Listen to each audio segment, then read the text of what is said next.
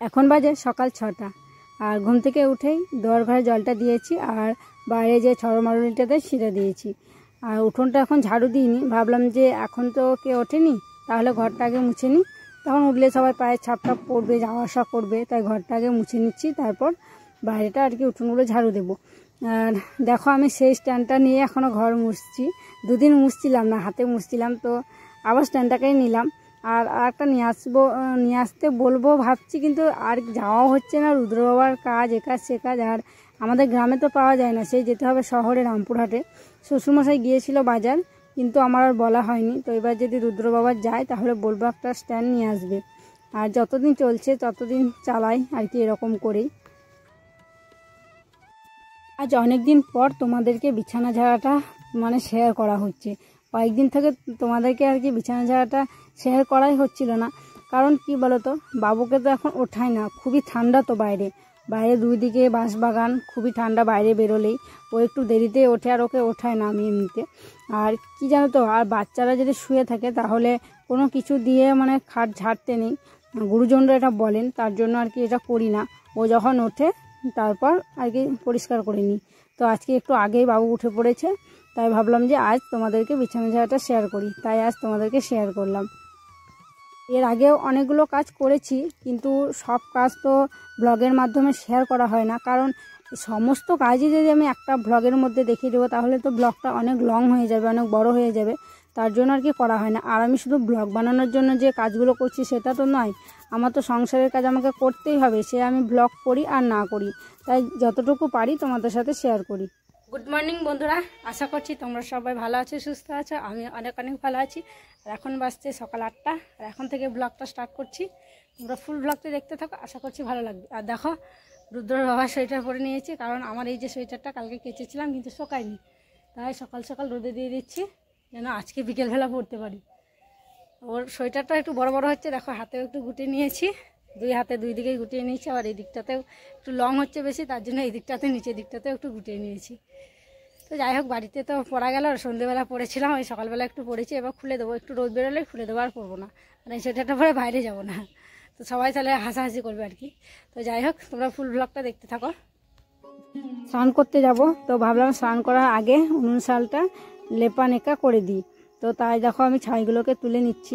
আর কি হয়েছে, একটু মাটিও দিতে হবে উনুনটায়, কারণ কালকে আমি একটা বাঁশ ভরে দিয়েছিলাম আর কি উনুনের ভিতরে, ওগুলো আঝরাই ছিল বলতে পারো, বাঁশটা ঢুকছিল না, তার জোর করে ঢুকিয়ে দিয়েছিলাম, যে চারিদিকটা না মুখটা ভেঙে ভেঙে গেছে।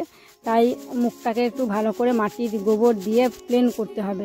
তো তারপর উনুনটাকে ভালো করে মাটি লেপবো, পরিষ্কার করব, চারিদিকটাকে মাটি দিয়ে ছলছলে টাইপের করব। তাহলে না ছলছলে টাইপের থাকলে পরে নেকা চোখা করতেও না খুব ভালো লাগে, আর দেখতেও খুব ভালো লাগে। তাই আমি প্রথমে মাটিগুলো ধরিয়ে নিচ্ছি প্লেন করে, তারপরে আমি উনুন শালটাকে নিকিয়ে নেব। রোজ রোজ উনুন শালটাকে নেকানো হয় না, তো যেদিন আর কি সময় পাই সেদিন নিকিয়ে নিই। তো উনুনটা ভেঙে গেছিলো, ভাবলাম যে মাটি যখন দেবই তো গোটাটাই একটু নিকিয়ে দেবো। আর রান্না হবার পর নিকিয়ে তো দিই এমনিতেই। আর একটা উনুন করতে হবে জানো তো, এই উনুনটায় না পিঠে হবে না, ঝিক নেই তো, একদিকে মুখ একটা উনুন, সেই উনুনে না পিঠে ভালো হয়। তো তাই জন্য ভাবছি যে একটা উনুন করব, কিন্তু করা হয়ে উঠছে না। এই একদিন জন্মবার যাচ্ছে, একদিন লক্ষ্মীবার যাচ্ছে, এই করে করে আর কি হচ্ছে না উনুনটা বানানো। তো উনুন বানাতে হবে। তো চলো এবার আমি উনুন শালটাকে নিকিয়ে নিই।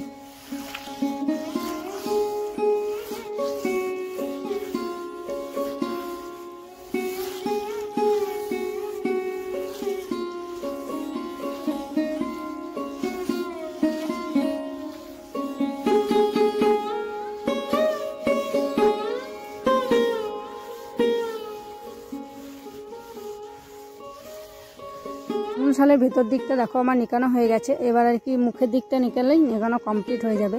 আর দেখো নেকাচুকো থাকলে না জায়গা, মাটির জায়গাগুলো খুব সুন্দর লাগে।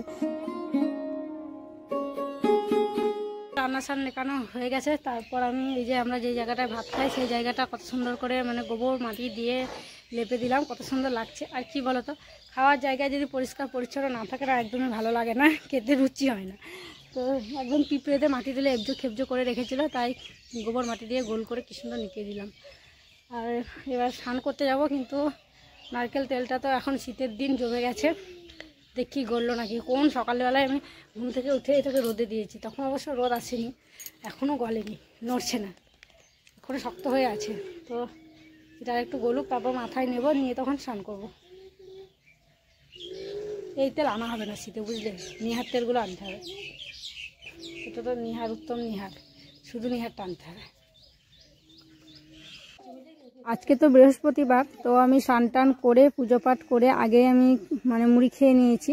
তারপর আমি দেখো রোদে বসে সবজি কাটছি, আর এদিকে এখন সবাই মুড়ি খাচ্ছি। মা, বাবা, দিদি, ভাগ্নি, রুদ্র বাবা সবাই মুড়ি খাচ্ছে, আর আমি বসে বসে গল্প করছি আর সবজিগুলো কেটে নিচ্ছি। আর আজকে সেরকম কিছু রান্নাবান্না হবে না, আজকে নিরামিষ হবে, বুঝতেই পারছো বৃহস্পতিবার মানে। আজকে হবে মুগ ডাল, আর করব আলুতে পেঁপোতে একটু সিদ্ধ করব, আর এই যে খেসারির ডালের বড়াগুলো ভাজছি, এইগুলো দিয়ে টমেটো দিয়ে আলু দিয়ে একটা তরকারি করব। আর বৃহস্পতিবারের দিন না এই তরকারিটা আমাদের বেশিরভাগ এটাই হয়। আর রুদ্র বাবা এই যে বড়াটা হচ্ছে সেটার তরকারি খেতে পছন্দ করে না, তার জন্য বড়া দেওয়ার আগে ওর জন্য তুলে নেব। আর আমরা বাড়িতে সবাই এই বড়ার তরকারিটা খেতে কিন্তু খুবই ভালোবাসি। রুদ্র বাবা আবার বড়ার তরকারিটা খায় না, আবার ভাজা বড়াটা খায়, তো ওর জন্য কয়েকটা বড়া তুলে রাখবো, রাত্রের দিনে খাবে, মা খাবে, ভাগ্নি, তারপরে রুদ্র সবাই খাবে। তো ওদিকে আমার বড়ার তরকারিটা হয়ে গেছে। তারপর দেখো আমি ডালটা করে নিচ্ছি শেষে, কারণ ডালটা সিদ্ধ বসিয়েছিলাম তখন, তো এখন মুগের ডালটা ফুটছে। তো ওইদিকে আমরা খাওয়া দাওয়া করছিলাম, তো খাওয়া দাওয়া করতে করতেই আমি উঠে আসতে বাধ্য হলাম। তো এই যে দেখো ছাগলটা দেখছো, তো ওই যে বাচ্চাটা দেখছো কুকুরের দুধ খাচ্ছে, ওই বাচ্চাটার মা হচ্ছে এই ছাগলটা, কিন্তু ও না ওকে এক ফোঁটাও দুধ খেতে দেয় না। এত বাচ্চাটার খিদে পেয়েছে, ও কুকুরের দুধ খেতে বাধ্য হলো। আর ও একজন মা, জানো তো, কুকুরটা ওরও বাচ্চা হয়েছে, তো ও বুঝতে পারছে যে একজন বাচ্চার জ্বালা কি, কিন্তু ওই ছাগলের মাটা বুঝতে পারছে না। তো দেখো ওই কুকুর মাটাও কিছু বলছে না, ও চুপচাপ খাচ্ছে। এটা পশু বলে সম্ভব, আর তো মানুষের মন তো হিংসেই ভরা আর কি। আর যদি আমার বাচ্চা খেতে না পায়, আমাদের পাশের বাড়ির একজন তার ভালো লাগবে, তার আনন্দ হবে। তো দেখো একটা পশুকে দেখে আমাদেরও কিন্তু শেখা উচিত, এটা পশু বলেই পাচ্ছে।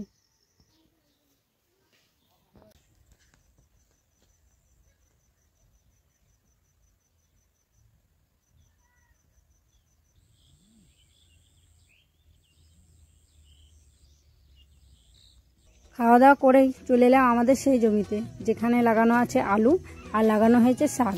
তো শাকগুলোতে দুদিন থেকে জল দেবো ভাবছি, কিন্তু দিতে আর আসা হচ্ছিল না, কারণ বাড়িতে ধান টান নিয়ে আর কি ব্যস্ত হয়েছিলাম। তো আজকে এলাম, আর রুদ্র বাবা এখন আসেনি, ও বললো তুমি আগাও, আমি আসছি। তো ও আসবে, তো আমি ভাবলাম যে ও আস্তে আস্তে আমি একটু দিয়ে দিই আর তোমাদের সাথেও শেয়ার করে দিই। আর এখানে শাক ফেলানো হয়েছে দু রকমের, পালং শাক আর কোনটার শাক। তো শাকগুলো আগে যে জল দিতাম না, এতদিন খাওয়া হতো। আর দেখো সেই যে আলুগুলো আমরা দুজনে কষ্ট করে লাগিয়েছিলাম, দেখো আলু গাছগুলো কত সুন্দর হয়েছে, দেখতেই না ভালো লাগছে।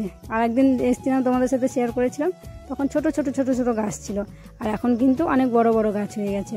তো দেখো গোটা জমিতেই আর কি আলুর গাছগুলো বেরিয়েছে, আর খুব সুন্দরও লাগছে দেখতে। আর আলুর জমিটাতেও না জল লাগবে, কিন্তু এটা তো হাতে দেওয়া সম্ভব নয়, তো যেদিন আর কি ডিপ চালাবে, ডিপ থেকে জল দিতে হবে। আর এদিকটায় দেখো, এই যে দেখছো নেই গাছগুলো, এদিকটায় তো মাঠ যাওয়ার রাস্তা আছে এখানটায়, তার জন্য গরু যায়, ছাগল যায়, যাওয়ার পথে আসার পথে আর কি খেয়ে নিয়েছে।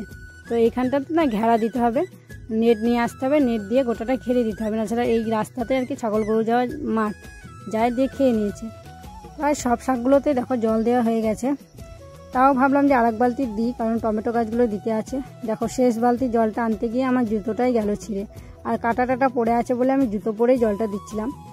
আর জুতোটাকে আমি সেলাই করে নিলাম, জুতো সেলাই থেকে চণ্ডীপাঠ সবই করতে পারি গো বন্ধুরা।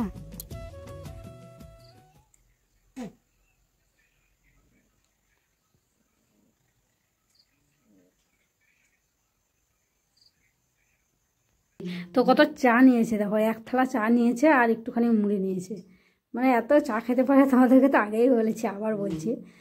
দেখো হেসেল ঘরে ওরা একদম ডাইনিং টেবিল বানিয়ে ফেলেছে, এই হেসেল ঘরের বিছানাটাকে। ওইটুকুই খা বাবা, ওইটুকুই খা, বেশি ভিড়ে খেতে হয় না, মিষ্টি জিনিস না, দাঁতের পোকা হবে। নিও না খা। দেখো, আর এদিকে দেখো আমার রান্নার জুড়িটা তোমাদেরকে দেখিয়ে দিই, আমার হেসেলে কি কি আছে, আজকে কিছু করতে হবে নাকি। আর কি বলতো, বৃহস্পতিবারে বাটা বুড়ি দেখি দাও কতদূর কি আছে। তো এই দেখো ভাত তো থেকে গেছে, বাবা রুটি খাবে, সবার হয়ে যাবে বাবা বাদে। ডালেও হয়ে যাবে, রাত্রে সবাই ডাল খেতে চায় না। আলু সিদ্ধ একজনের মতো আছে, শুধু জামাইবাবু আলু সিদ্ধ আর কি একবেলার জন্য করা হয়। আর এখানে আছে রুদ্রর বাবা বড়ার তরকারি খায় না, তার জন্য ও শুধু আলুতে টমেটোতে তরকারি। আর এদিকে আছে আমাদের বড়া আলু টমেটো দিয়ে যে তরকারিটা করেছিলাম। বড়া মানে কি বলো তো, ওই তেওড়ার ডাল বাটা দিয়ে বড়া করেছি, সেই বড়ার তরকারি এখনও থেকে গেছে। তো আর কি আজকে আর কিছু করতে হবে না, ওই দিয়ে আর কি হয়ে যাবে। হ্যাঁ, আর কিছু আনতে হবে না, দোকান টোকান যেতে হবে না। না, অনেক কবালতি জল বানানো হলো তো, দিয়ে এইগুলো না খুব ব্যথা করছে, এই মানে গিঠে গিঠে খুব ব্যথা করছে। দুটো বালতি দু হাতে নিয়ে জল বয়েছি, প্রচণ্ড ব্যথা। একটু মানে তেল মালিশ করে নিতে হবে মনে হচ্ছে, এতটা ব্যথা করছে। তো দেখি বাবুকে একটু পড়াবো, পরে একটু তেল মালিশ করবো এখানটায়, লাল তেলটা আছে মায়ের ব্যথার, তো ওইটাকে একটু নেব। তো চলো বন্ধুরা, আজকের ভিডিওটা এই পর্যন্ত রাখছি। ভিডিওটা ভালো লাগলে চ্যানেলটিকে সাবস্ক্রাইব করে আমার পাশে থেকো, আর একটি লাইক, একটি কমেন্ট, একটি শেয়ার করে দিও। দেখা হচ্ছে আবার নতুন ব্লগে। আজকের মতো টাটা, গুড নাইট।